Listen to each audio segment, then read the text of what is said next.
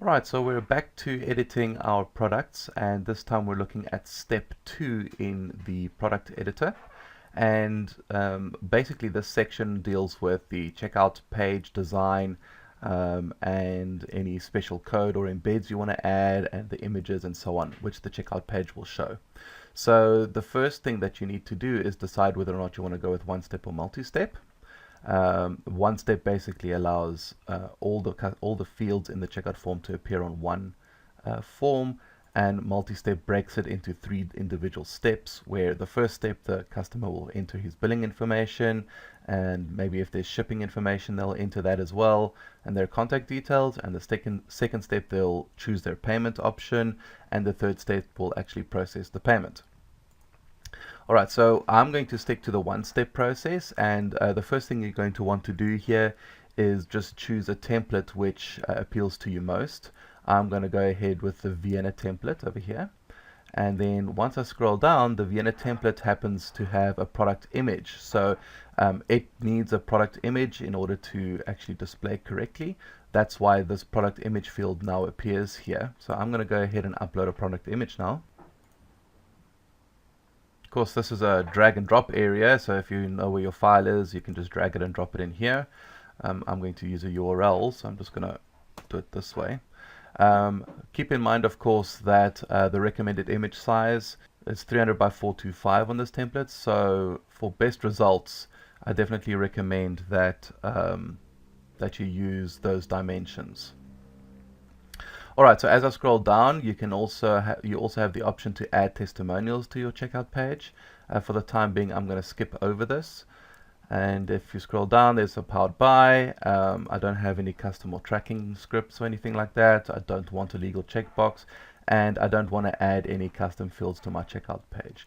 These are all really cool options though, and I do recommend you just go into Paykickstart's knowledge base, which is pretty comprehensive with this kind of thing, and it'll explain how that's done. But it's very, very simple. You just click the add button, drop the image in for the customer, put the customer's name in, put the testimonial in, and hit save, and then that will appear on the checkout page.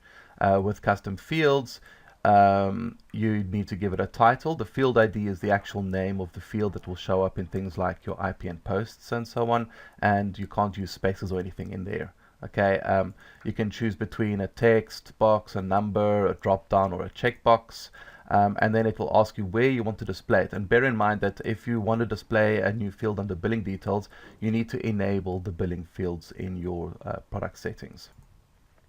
And the same thing for the shipping details as well. And then you can ask for Paykickstart to actually validate whether or not that field has been filled in, or if it's just an optional field that the customer can fill in on the checkout page. So it's really, really simple and easy to use. I'm also not going to use the exit intent pop-up for my purposes, but this is really just an on-off switch.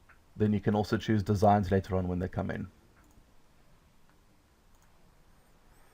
Alright, so once you've done with that, we're going to go into the checkout page editor, and this is where, you know, it's really, really cool what you're able to do here. So the first thing, of course, you want to do is save your settings. These are the settings that we've just added into the product area. So now that we've saved them, it's going to bring us into the checkout editor. I'm just going to quickly turn off this. There we go. Alright, so the idea here is on the right hand side, you're able to edit certain fields directly inside of the checkout page editor. And then on the left hand side, you also have options such as colors, images, and of course the text options and things like that will also appear here. You're also able to show and hide specific sections. And if you look down the left hand side here, this is your navigation. It's your header section, customizing the general template, customizing how your order bumps look, customizing your testimonials, the checkout button, and then of course the footer section as well. Alright, so first thing that I'm going to do is, if I look in the header here, I don't like the light logo at the top, so I'm going to change that to the dark logo. So if you see here, form header logo, I'm going to switch that over to dark. So that's the first thing I'm going to do. And then I want to change this wording here, so I'm going to take that and I'm going to write, you may cancel your subscription at any time. Okay. What else do I want to do? Alright, so I'm going to change this up a little bit over here. I've got some text that I'm just going to replace this with. And then I'll use these bullet points instead. And then I'm just going to remove that today. And let's replace these bullet points. You'll see that the image I uploaded on the previous page is now showing up over here. Okay. Replace that.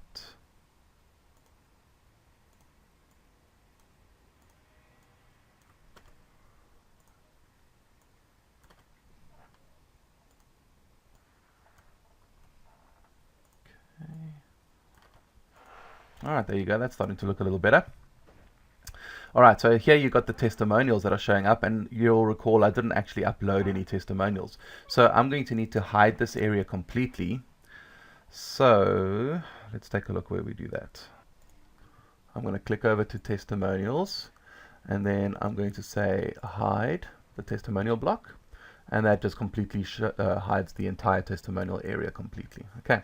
On the right hand side, under order bumps, bear in mind, as you can see here with a little tooltip, it's just a representation. It's not going to show the order bump over here unless you actually set that up in the funnels area, and we'll cover that in another video. I should also let you know that checkout pages is not the only thing that you can do with Paykickstart. They also do have widgets and embed forms that you can use instead, and you can actually embed those directly on your own website. And we'll cover that in another video as well. Alright, so if you'll remember in one of our previous videos, we had set up in our platform settings that we're going to display the currency or display the price in the currency of the visitor, and that was in your platform settings that we set up over here. And so that's why I've got this drop down showing over here, because I'm in South Africa. It's translating that price that I had given it on the product settings into the current exchange rate in South African rands.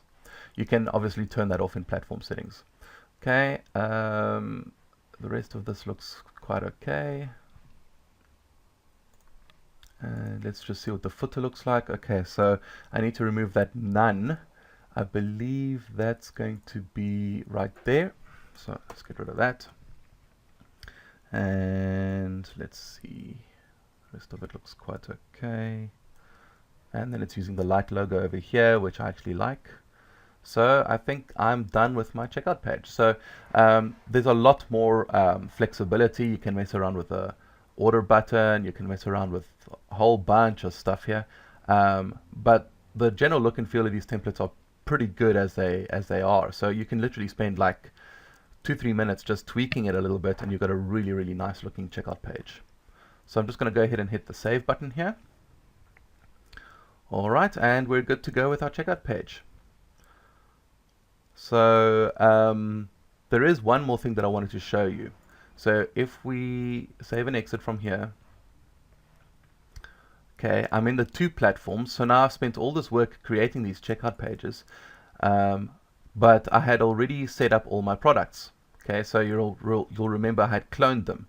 So now the problem is these products would have picked up the original checkout page settings. So what I'm going to do is I'm going to go into each product and scroll down a little bit, go to the checkout page, and then you'll see it says clone existing product. So if there's a checkout template you've already worked on, you can choose a product from that template right there, and Paykickstart will go out and clone the settings for that template.